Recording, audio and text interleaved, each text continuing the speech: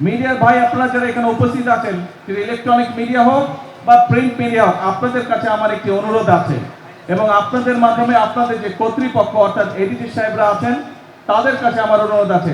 এই যে একটা গেম আজকে হয়ে গেল, নতুন করে স্পোর্টস হয়ে গেল, যেটি আজকে ফাইনাল হলো, আজকে আমরা সব সময় দেখি যে পত্রিকায় বা নিউজের বিভিন্ন বিষয় হাইলাইট করা হয় বা লিড নিউজ থাকে। আপনাদের কাছে আমার অনুরোধ, আপনাদের মাধ্যমে আপনাদের কর্তৃপক্ষের কাছে আমার অনুরোধ, এই যে আজকে যে ইভেন্টটা আপনারা দেখে গেলেন, এই ইভেন্টটা হচ্ছে বাংলাদেশের ভবিষ্যৎ, বাংলাদেশের ফিউচার।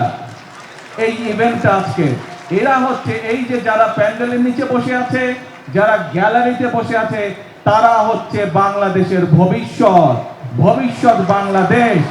কাজেই আপনাদের কাছে অনুরোধ থাকবে, যত নিউজই থাক আগামীকাল আপনাদের সম্প্রচারিত প্রতিষ্ঠানে, আপনাদের পত্রিকায় যদি আজকের এই বাচ্চাদের খেলা, আজকের এই ভবিষ্যৎ যারা আছে তাদের নিউজটা যেন আজকে আগামীকাল লিড করা হয়, এটি আমার অনুরোধ রইল আপনাদের কাছে। আশা করি আপনারা কালকে বা রাত্রের ইলেকট্রনিক মিডিয়াতে আপনারা আমাদের এই ভবিষ্যৎকে আপনারা তুলে ধরবেন।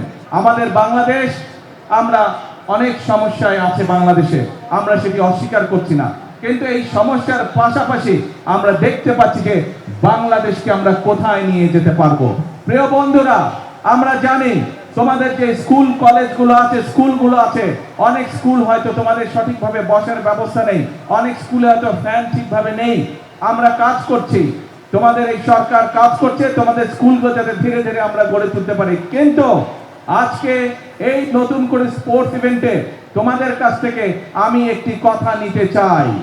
আমরা এই যে দেশকে সঠিকভাবে গড়ে তোলার কাজ করছি, এই কাজটি আমরা তখনই করতে পারবো যখন এই যে তোমরা যারা গ্যালারিতে বসে আছো, আমার হাতের বাম পাশে তোমরা যারা খেলোয়াড়রা বসে আছো, যারা পুরস্কার পেয়েছো প্রায় 350 খেলা, তোমরা যদি আগামী দিনে নিজেদেরকে গড়ে তুলতে পারো সঠিকভাবে, তাহলেই আমরা বাংলাদেশকে ভবিষ্যতে গড়ে তুলতে পারবো। কারণ আমি দৃঢ়ভাবে বিশ্বাস করি, এই যে গ্যালারিতে হাজার হাজার ছোট বন্ধুরা তোমরা বসে আছো, তোমাদের মধ্যে থেকেই এই দেশের একজন ভালো ডাক্তার বের হবে, তোমাদের ভিতর থেকে এই দেশের একজন ভালো আর্কিটেক্ট বের হবে, তোমাদের ভিতর থেকে এই দেশের একজন ভালো ইঞ্জিনিয়ার বের হবে, তোমাদের ভিতর থেকে এই দেশে একজন ভালো ক্রিকেটার বের হবে, ভালো সুইমার বের হবে, ভালো টেনিস প্লেয়ার বের হবে, অর্থাৎ তোমাদের মধ্যে থেকে খেলোয়াড় বের হবে।